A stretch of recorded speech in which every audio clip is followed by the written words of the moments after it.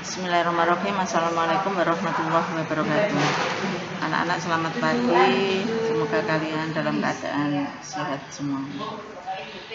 Bertemu kembali dengan pelajaran IPA bersama guru, melanjutkan materi yang kemarin, yaitu sistem reproduksi pada tumbuhan secara generatif.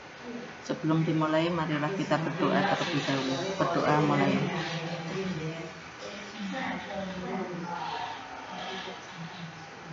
Selesai.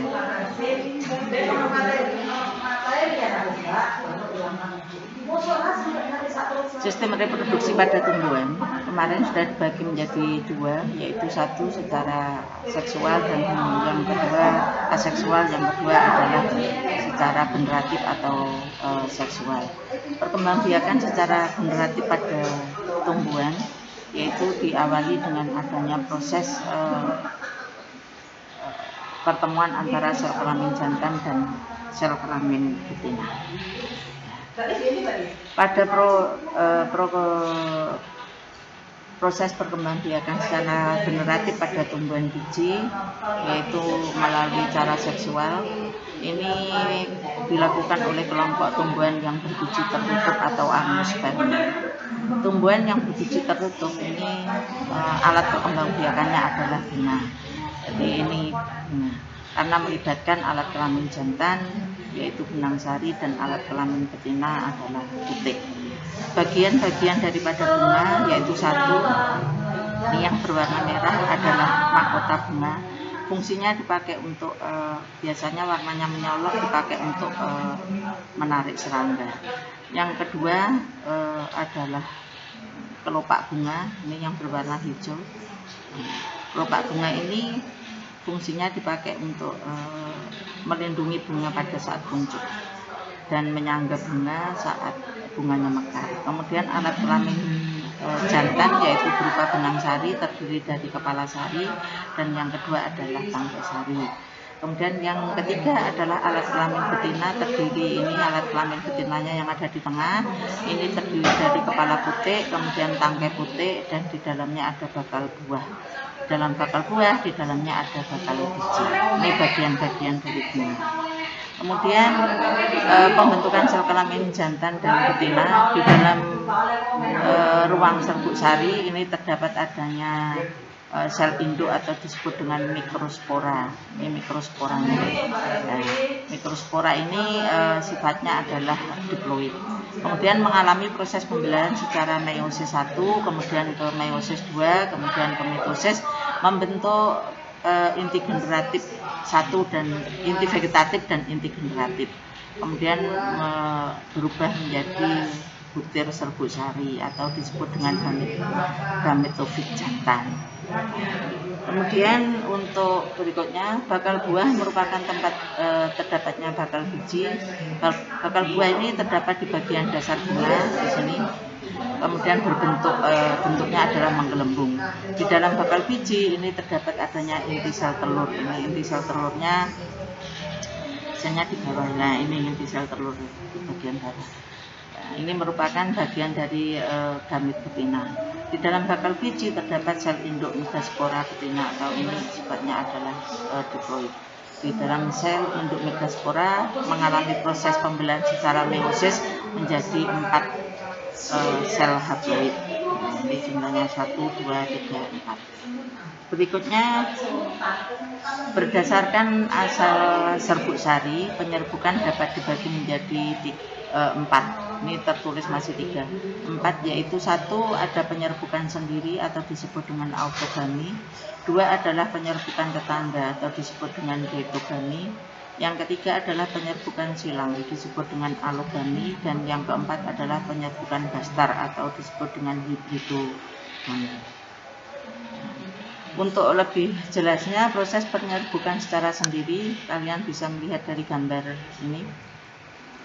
Pengertian penyerbukan sendiri adalah ini jatuhnya serbuk sari di kepala putik pada bunga itu sendiri. Jadi ini serbuk sarinya alat kelamin jantan, ini berjalan menuju ke alat kelamin betina. Ini dinamakan penyerbukan sendiri. Jatuhnya serbuk sari di kepala putik pada bunga itu sendiri. Kedua adalah penyerbukan tetangga. Ini digambarkan bunga. Penyerbukan tetangga ini butuh 2 bunga dalam 1 pohon. Pengertiannya adalah jatuhnya serbuk sari ini dari bunga yang atas, ini menuju ke kepala putih pada bunga di bawah. Ini namanya penyerbukan tetangga. Kemudian yang ketiga adalah penyerbukan silang. Penyerbukan silang ini butuh 2 pohon. Jadi jatuhnya serbuk sari di kepala putih pada bunga lain tapi dalam 1 pohon, di lain pohon. Kalau ini jatuhnya serbuk sari di kepala putih pada 1 pohon. Sedangkan yang terakhir penyerbukan bastar adalah jatuhnya serbuk sari di kepala putih pada bunga lain pohon dan beda spesies, sehingga ini gambarnya bunganya tergambar berbeda. Berikutnya, berdasarkan faktor yang penentunya pembantu penyerbukan, ini 1 ada penyerbukan yang dibantu oleh angin disebut dengan anemogami. Kedua adalah penyerbukan yang dibantu oleh air adalah hidrogami. Ketiga adalah penyerbukan yang dibantu oleh hewan adalah zoidiogami. Keempat, penyerbukan yang dibantu oleh kelelawar adalah chiropterogami. Kemudian yang ketiga yang dibantu oleh serangga adalah entomogami. Kemudian yang dibantu oleh burung adalah ornitogami. Kemudian yang dibantu oleh siput adalah malakogami, dan yang dibantu oleh manusia adalah antropogami. Untuk ciri-cirinya silahkan kalian baca sendiri di buku paket. Berikutnya, proses penyebaran biji berikut berdasarkan perantaranya. 1. Anemopori adalah proses penyebaran biji yang dibantu oleh angin. Cirinya adalah antara lain memiliki biji yang kecil, kemudian serbuk sarinya ringan, kemudian bersayap, dan biasanya tidak mudah lengket.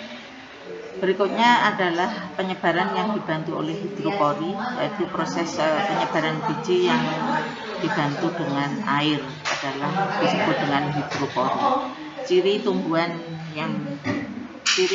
yang penyebarannya dibantu oleh air itu tadi. Berikutnya zoopori ini adalah dibagi menjadi beberapa macam karena pada hewan itu banyak macamnya. Maka ada yang dibantu oleh semut atau serangga, kemudian ada yang dibantu oleh burung, kemudian ada yang dibantu oleh kelelawar, dan berikutnya dibantu oleh manusia.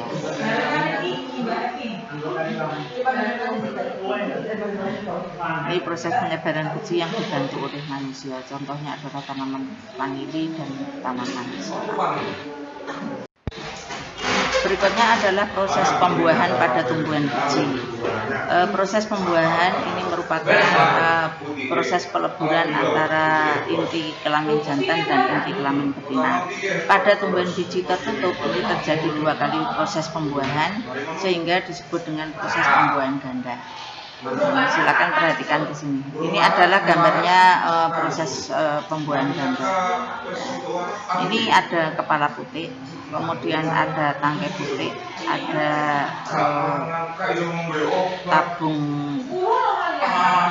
polon, kemudian bakal biji, kemudian di dalamnya ada buah, cuma nggak begitu jelas kelihatannya. Nah, proses pembuahan ini ada 2 macam, yaitu 1 nanti inti generatif 1, inti generatif 1, inti vegetatif ini akan membentuk bulu serbuk ini ke sini, membentuk jalan ke bawah. Kemudian di sini ada lubang mikrofil, ini jelas ya, lubang mikrofil. Ini jalannya inti generatif untuk masuk ke dalam bakal buah untuk mengalami proses pembuahan. Di sini ada sel telur. Ini sel telur yang didampingi dengan 2 sel kembali. Kemudian di tengah ini ada inti kandung lembaga sekunder. Yang nanti inti kandung lembaga sekunder ini apabila terbuahi akan membentuk endosperm atau cadangan makanan. Nah, kemudian proses pembuahannya inti generatif. Ini misalnya ada dua, inti generatif 1 dan inti generatif 2. Inti generatif 1 ini akan bertemu dengan sel di sini, akan membentuk zigot atau calon individu. Sedangkan yang inti generatif kedua ini akan bertemu dengan inti kandung lembaga sekunder, ini akan membentuk endosperm atau endosperma, ini dipakai untuk cadangan makanan. Berikutnya proses perkembangan biji. Setelah terjadi proses pembuahan, maka bakal biji akan berkembang menjadi biji. Berkembang menjadi buah. Struktur biji maka ini embrio dikelilingi oleh kotiledon atau endosim dan endosperma yang merupakan persediaan dari makanan. Dan embrio dan persediaan makanan dibungkus oleh sel biji. Embrio ini sebenarnya di sini. Nah, ini ada mikrofil tadi, kemudian membentuk suatu embrio. Kemudian ini endosperma. Endosperma ini cadangan makanan. Jadi kalau kalian membuka buahnya, bijinya mangga, maka setelah kalian buka, di situ ada yang bagian putih, itu adalah setelah kulit keras dibuka ada bagian putih, itu namanya endosperma. Di tengahnya ada bagian yang seperti ini adalah calon embrio. Kemudian proses pertambahan pada biji tergantung pada proses induksi. Induksi ini merupakan proses penyerapan air oleh biji sehingga biji mengembang, memecahkan kulit biji dan memicu perubahan metabolik pada embrio dan menyebabkan biji tersebut menjadi tumbuh. Jadi kalau digambarkan seperti ini dari biji kemudian tumbuh menjadi ini kotiledonnya, kemudian ini daunnya, kemudian bisa tumbuh seperti ini. Ini prosesnya, silakan dipelajari kembali di buku paket. Kemudian proses metagenesis adalah siklus hidup pada tumbuhan memperhatikan suatu pergiliran keturunan. Metagenesis ini biasanya dilakukan oleh kelompok tumbuhan paku dan oleh kelompok tumbuhan lumut. Ini adalah proses metagenesis pada tumbuhan lumut. Kalian perhatikan, ini ada tanaman dewasa, terus kemudian muncul adanya sporofit. Sporofit ini namanya kapsul. Kalau sudah dewasa akan pecah, dalamnya berisi spora. Spora ini kalau berada di tempat yang lembab ini akan tumbuh menjadi protonema. Protonema ini nanti akan tumbuh membentuk gametofit, ini membentuk tanaman muda, kemudian menjadi tanaman dewasa. Setelah menjadi tanaman dewasa, ini akan membentuk sel gamet betina, dan akan membentuk sel gamet jantan. Sel gamet betina dengan sel gamet jantan ini akan bertemu kembali, maka akan membentuk satu membentuk antheridium, ini adalah alat kelamin jantan, dan archegonium alat kelamin betina. Kemudian alat kelamin jantan dan betina ini akan bertemu, kemudian membentuk zigot kembali, tumbuh menjadi dewasa. Maka metagenesis pada tumbuhan lumut ini terjadi satu ini secara vegetatif, ini membentuk spora, yang kedua secara vegetatif membentuk sel gamet. Berikutnya pada tumbuhan paku sama sebenarnya dengan pada tumbuhan lumut, bedanya hanya di sini. Kalau spora ini pada tumbuhan lumut, pada tumbuhan paku ini kalau jatuh di tempat yang lembab ini akan membentuk suatu protalium. Akan membentuk suatu protalium, kemudian membentuk sel kelamin jantan dan betina. Sama, bedanya hanya ada di sini. Berikutnya faktor-faktor yang mempengaruhi proses pertumbuhan dan perkembangan pada tumbuhan. Ini ada dua macam faktor, yaitu satu faktor internal dan yang kedua adalah faktor eksternal. Faktor internal ini dipengaruhi oleh satu gen atau genetik, dan yang kedua adalah dipengaruhi oleh hormon yang dimiliki oleh tanaman itu sendiri. Sedangkan secara eksternal, ini faktor dari luar adalah persediaan air dan mineral, kemudian suhu yang dibutuhkan, kemudian kelembapan dan cahaya. Demikian materi yang kita sampaikan, yang buku disampaikan pada hari ini.